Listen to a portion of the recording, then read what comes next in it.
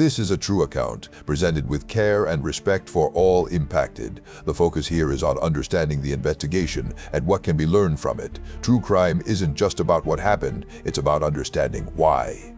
If you value that approach, consider subscribing. Your support through likes helps this content reach others who think the same way. Now then, from the outside, it looked like a peaceful community built on hope. Nearly 1,000 people had chosen to live there, believing they were creating something better.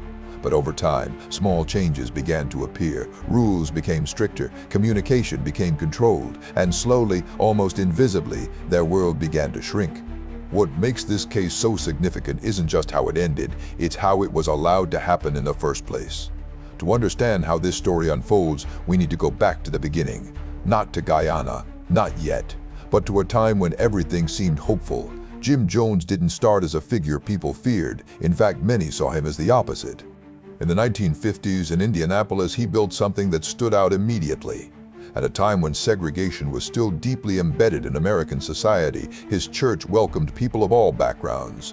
Black and white families sat together. They shared meals, conversations, and a sense of belonging that was rare for that era. And this is where things take a turn, because belonging is powerful. From a psychological standpoint, humans are wired to seek connection, to feel part of something larger than themselves, and when someone offers that, especially in a divided world, it can be incredibly compelling. Jones understood that. He spoke about equality, about fairness, about building a community where people looked after one another, and for many, it felt genuine. People didn't just attend services. They became involved. They volunteered. They donated. They trusted him. At first, everything seemed consistent with the message. Food programs, housing assistance, outreach efforts. It looked like a community trying to make a difference. But there was something people didn't question at the time. Jones positioned himself at the center of it all. He wasn't just a leader, he became a guiding figure, someone whose approval mattered. Over time, he began asking for more commitment, more time, more loyalty, and then something subtle but important began to change. He wanted to be called Father. At first, it didn't seem unusual. Many religious leaders are given titles, but this one carried weight, because language shapes perception. Calling someone father doesn't just signal respect, it suggests authority, dependence, trust at a deeply personal level, and once that shift happens, it changes how people interpret everything that follows.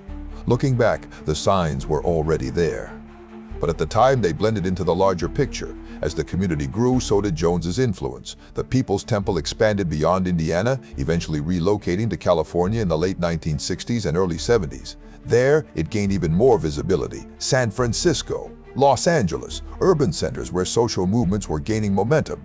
Jones aligned himself with political figures. He participated in community initiatives. He built a reputation as someone who could mobilize people and resources. And that reputation made him difficult to question, because when someone appears to be doing good, people are less likely to look deeper. This is something experts often point out when studying influence. Positive public image can act as a shield. It reduces scrutiny. It creates trust faster than it should. And Jones used that, whether consciously or not, to strengthen his position. Members of the temple were encouraged to give more of themselves, not just time, but personal resources. Homes were sold, savings were handed over, families reorganized their lives around the group. To understand why, we need to look at something called commitment escalation. When someone invests heavily in something, emotionally or financially, they become more likely to stay, even when doubts begin to appear, because leaving would mean admitting that investment might have been a mistake, and that's not easy for anyone. So instead, people double down. They justify, they rationalize, they stay.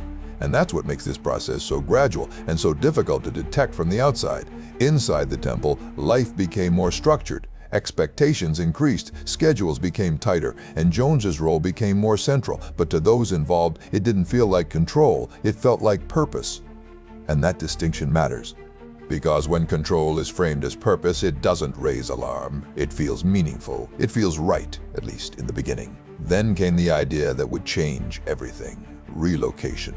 Jones began speaking about creating a new kind of community, one that was free from the pressures and conflicts of American society, a place where his vision could fully exist.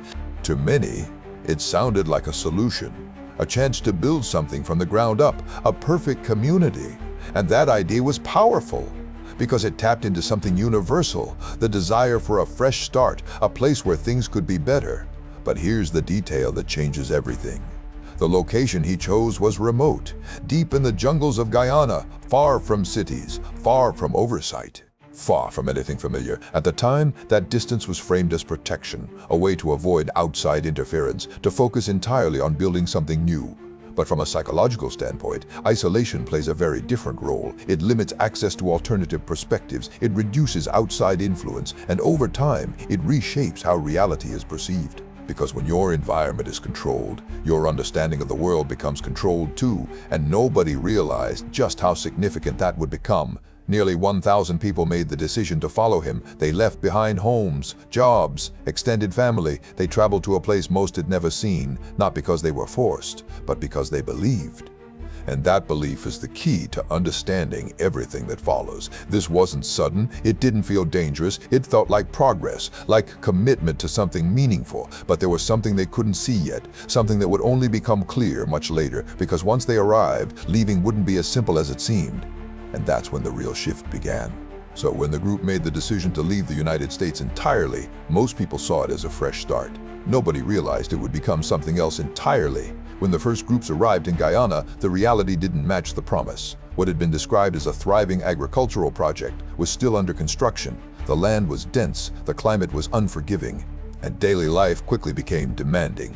Members worked long hours clearing fields, building structures, and tried to establish a functioning community. Food was limited. Medical care was basic. At first, many saw this as temporary, part of the process of building something new. But there was one detail that changed everything. Leaving wasn't simple. Passports were collected. Communication with the outside world became restricted, letters were monitored, phone access was limited, and over time, the distance that once felt like protection began to feel like separation. This is a pattern experts often identify in controlled environments. Isolation reduces outside feedback, and without alternative perspectives, people begin to rely more heavily on the group for reality. At Jonestown, that shift happened gradually. News from the outside world became filtered, information was shaped. And at the center of it all was Jones. By this point, being called father was no longer optional. It was expected. And that expectation reinforced something deeper than respect. It reinforced authority. From a psychological standpoint, authority figures can shape behavior in powerful ways. Studies have shown that when people perceive someone as legitimate authority, they are far more likely to follow instructions, even when those instructions conflict with their own judgment. And in Jonestown, that authority went largely unquestioned, because questioning meant standing apart from the group. And standing apart came with consequences. There were public meetings. During these gatherings, individuals could be called forward and criticized in front of everyone else, not for crimes, but for perceived disloyalty. This created something known as social pressure conditioning. When people see others corrected publicly, they learn what not to do. They adjust their behavior to avoid becoming the next example. And over time, that pressure becomes internal. People begin to monitor themselves, not because they're forced to, but because they've learned what happens if they don't. Looking back, the idea of a perfect community had shifted. It wasn't about freedom anymore, it was about maintaining order. And that distinction changed everything. Work schedules became stricter.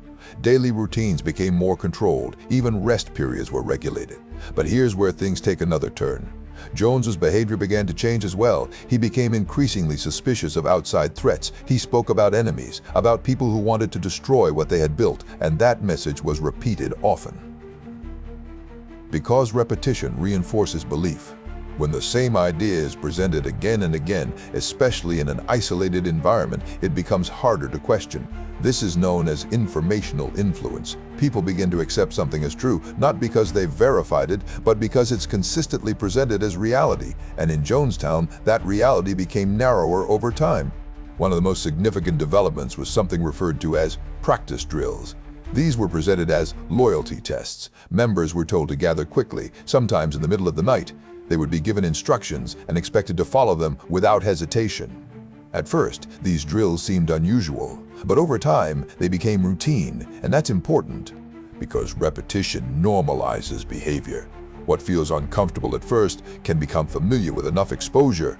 This is a key principle in behavioral conditioning, and it plays a major role in understanding what happened later. Meanwhile, concerns outside Jonestown were growing. Family members who had stayed in the United States began to worry. Communication had decreased.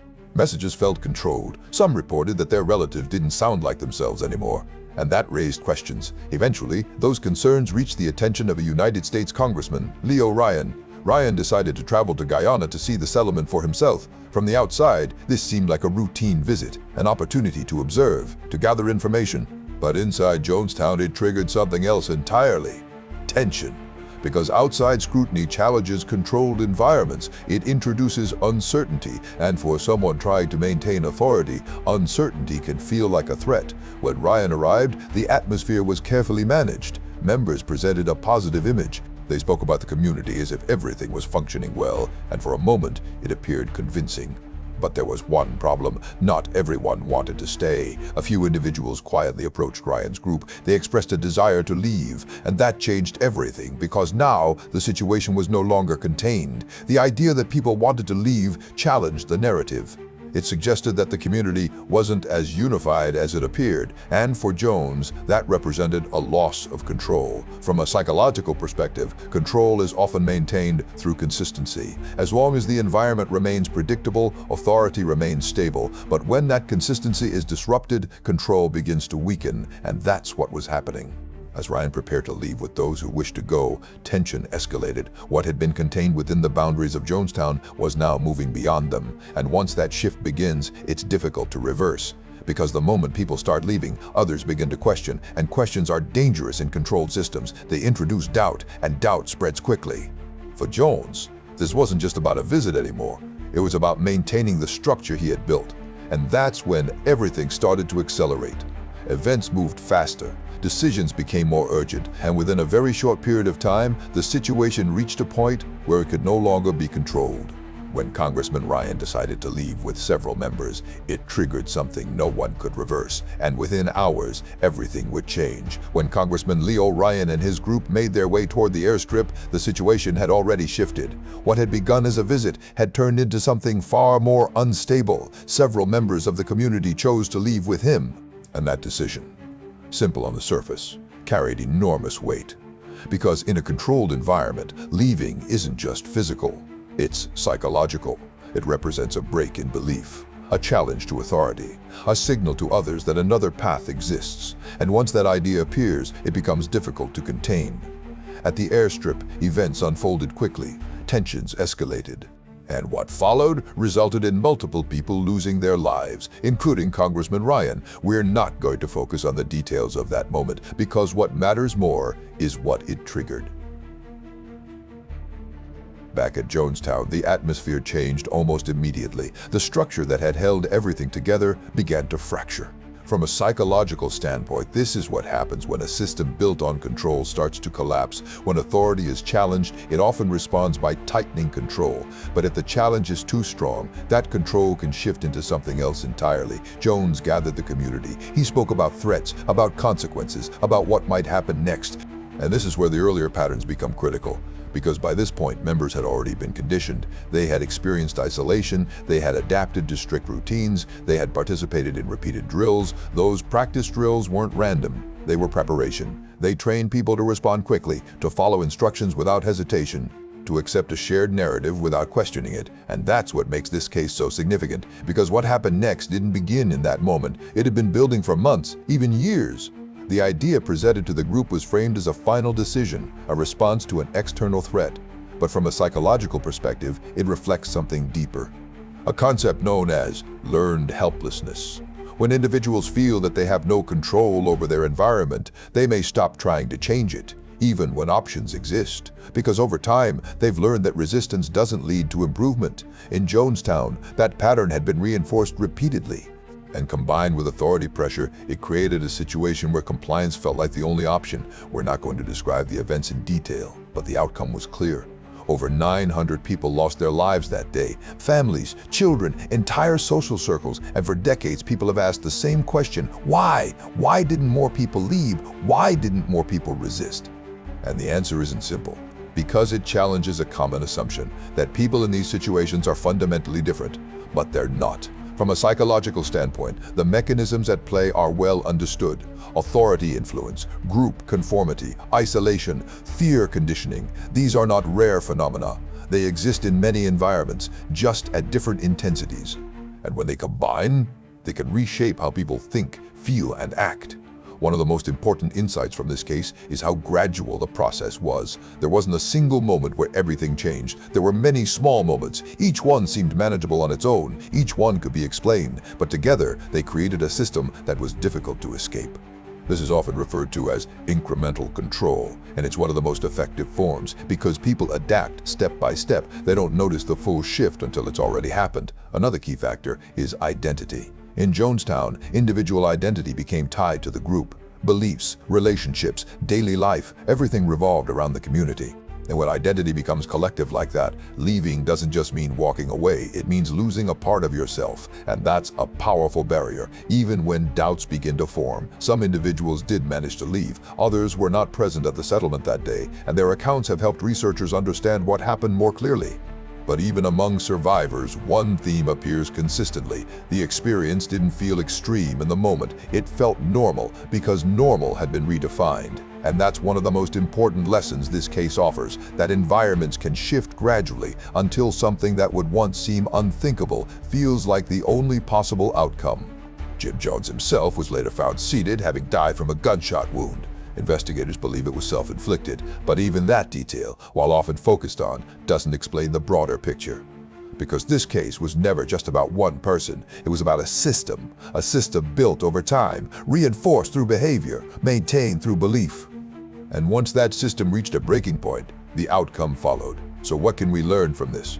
From a psychological and criminological standpoint, there are clear warning signs. Isolation from outside perspectives, unquestioned authority, control over communication, pressure to conform, and the gradual loss of individual autonomy. These patterns don't always lead to outcomes like Jonestown, but they are signals, indicators that something may be shifting in a concerning direction, and recognizing those signals early is critical.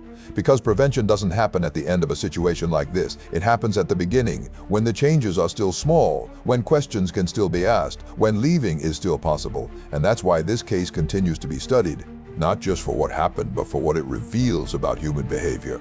About influence, about belief, about how environments shape decisions, and that's what makes this case so significant. Not just what happened there, but how easily it can begin somewhere else.